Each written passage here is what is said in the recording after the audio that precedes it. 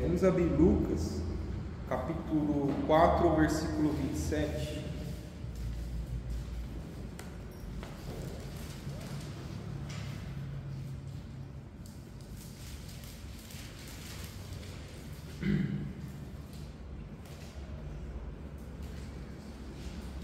Em Lucas capítulo 4, 27, o Senhor fala assim: e muitos leprosos haviam em Israel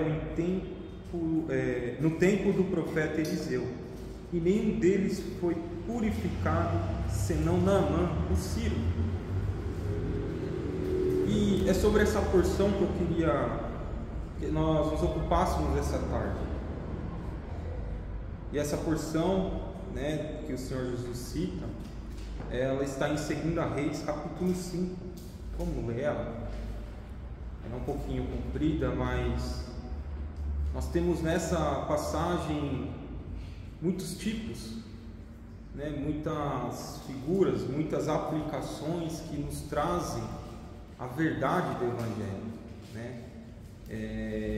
Então é uma passagem do Antigo Testamento, porém que nos trazem muitas verdades, muitos ensinamentos, e para quem é crente, ensinamentos, mas para quem ainda não conhece a palavra de Deus, ainda não conhece o coração de Deus, ela fala muito aos nossos corações. Então vamos ler ela, está em 2 Reis, capítulo 5. Se alguém não tem Bíblia, ainda não conhece, não tem familiaridade com a palavra de Deus, ouça a palavra de Deus, que está sendo aqui dita. 2 Reis, capítulo 5, fala: e Naamã, chefe do exército do rei da Síria, era um grande homem diante do seu senhor e de muito respeito, porque por ele o Senhor dera livramento aos sírios. E este era varão homem, era este varão homem valoroso, porém leproso. E saíram tropas da Síria e da terra de Israel, levaram presa uma menina, que ficou ao serviço da mulher de Naamã. E disse esta sua senhora: tomara que o meu senhor estivesse diante do profeta que está em Samaria, ele o restauraria da sua lepra. Então entrou Naamã e o notificou a seu senhor, dizendo: assim e assim falou a menina que é da terra de Israel.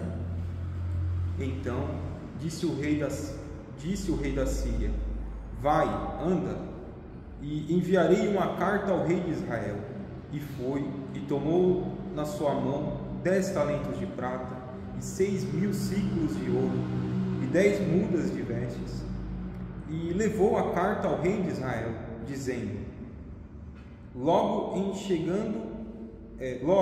chegando a ti esta carta, saibas que eu te enviei Naamã, meu servo, para que o restaures da sua lepra. E sucedeu que, lendo o rei de Israel a carta, rasgou as suas vestes e disse: sou eu Deus para matar e para vivificar, para que este envie a mim, para eu restaurar a um homem da sua lepra? Pelo que deveras notai, peço-vos, e vede que buscai ocasião contra mim. Sucedeu, porém, que, ouvindo Eliseu, homem de Deus, que o rei de Israel rasgara as suas vestes, mandou dizer ao rei: por que rasgaste as suas vestes? Deixe-o vir a mim, e saberá que há profeta em Israel. Veio, pois, Naamã com os seus cavalos e com o seu carro, e parou à porta da casa de Eliseu. Então Eliseu lhe mandou um mensageiro, dizendo: vai e lava-te 7 vezes no Jordão, e a tua carne te tornará e ficarás purificado. Porém Naamã muito se indignou e se foi, dizendo: eis que eu dizia comigo, certamente ele sairá, por-se-á em pé, invocará o nome do Senhor seu Deus, e passará a sua mão sobre o lugar e restaurará o leproso. Não são porventura Abana e Farpar, rios de Damasco, melhores do que todas as águas de Israel? Não me poderia eu lavar neles e ficar purificado? E voltou-se e se foi com indignação. Então chegaram-se a ele os seus servos e lhe falaram e disseram: meu pai, se o profeta te dissesse alguma grande coisa, porventura não farias? Quanto mais dizendo ele: lava-te e ficarás purificado. Então desceu e mergulhou no Jordão 7 vezes, conforme a palavra do homem de Deus, e a sua carne tornou como a carne de um menino, e ficou purificado. Até aqui essa porção, uma porção grande, né? Um capítulo todo do livro de Reis. E aqui nós vemos muitas aplicações que nos falam de uma grande verdade. Voltando para o começo do nosso porção, e hoje, né, a palavra de Deus. A palavra de Deus nos traz esse personagem que o próprio Senhor Jesus Cristo cita, né? Nosso Senhor e Salvador Jesus Cristo cita ele um tempo onde havia muitos, né, em Israel nessa mesma condição. Ele fala do encontro, né, de Naamã com Eliseu. E voltando aqui a falar desse homem, Naamã, chefe do exército do rei da Síria, era um grande homem diante do seu senhor. Esse senhor é o rei da Síria, né, o seu chefe, né, governante da Síria, e de muito respeito, né? Era um vencedor de guerras, né, um general vencedor de guerras e homem valoroso. Tudo isso a palavra diz sobre esse homem, tudo isso que aos olhos do mundo é valorizado, né? Uma posição muito grande, né, diante do governo, diante dos homens. O seu reconhecimento era perfeito, né? Quantos hoje não estão buscando uma certa posição como essa, né? Não posso dizer que é ilícito, porque não é, mas a palavra de Deus nos fala daquilo que nós somos, não aos olhos do mundo, porque nós podemos licitamente ser um homem grande respeito, uma mulher de grande respeito, um homem de muito valor, grande nesse mundo, uma mulher grande nesse mundo. Quantos nós não vemos hoje, né, na mídia, na internet? Quantos não se colocam até como influenciadores de muitos e têm levado muitos porque são grandes homens, grandes mulheres. Porém, o que a palavra de Deus diz? O que a palavra de Deus diz sobre o homem, o seu estado natural, né, como pecador? É isso que importa, porque o versículo 1 ainda, né, termina porém leproso. Esse porém leproso é aos olhos de Deus, podemos aplicar assim. E lepra, como é uma passagem figurativa, né, de aplicação para nós, para quem não é acostumado a ouvir a palavra de Deus, a palavra de Deus nos traz a lepra como uma figura do pecado. Talvez você esteja ouvindo isso pela primeira vez.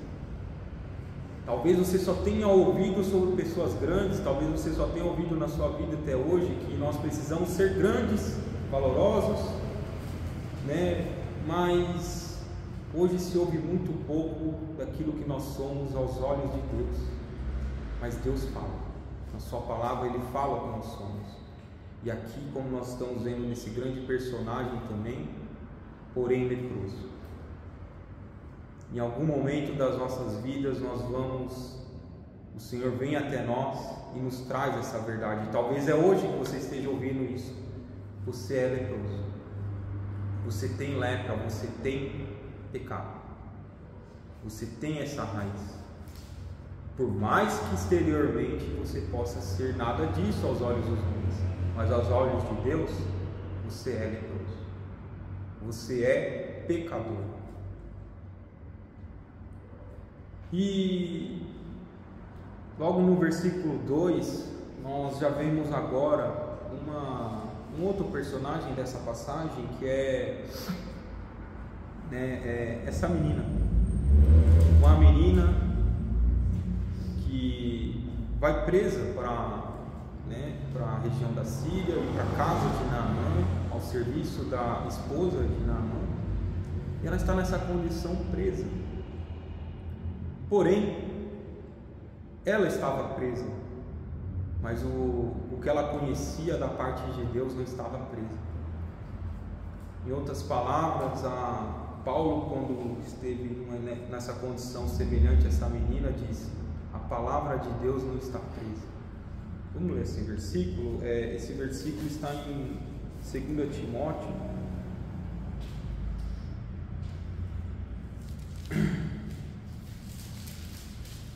Segundo Timóteo, no capítulo 2, no versículo 8, fala assim: lembra-te de Jesus Cristo, que é da descendência de Davi, ressuscitou dos mortos, segundo o meu evangelho, pelo que sofro trabalhos e até prisões, como um malfeitor, mas a palavra de Deus não está presa.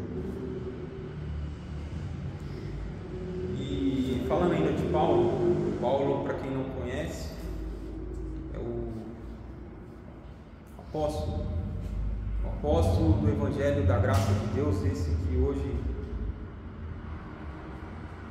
é a vontade de Deus que você ouça a boa notícia de salvação. E esse homem esteve preso por várias vezes, mas a palavra que ele carregava, a boa notícia, nunca ficou presa. E essa menina, ela estava nessa condição presa, mas ela, na sua posição, ela, no versículo 3 diz, abrindo a sua boca: tomara que o meu senhor Naamã, agora nessa condição, Naamã, tomara que Naamã, aqui para ficar mais claro para você que está ouvindo, a palavra diz meu senhor, mas tomara que Naamã estivesse diante do profeta que está em Samaria, ele o restauraria da sua lepra. A palavra de Deus não estava presa. No versículo 4 diz: e assim falou a menina que é da terra de Israel. E assim Deus está falando com você hoje também. Vai continuar falando ao seu coração, por causa da sua necessidade, a necessidade que você tem de ouvir que você é um pecador, e que há juízo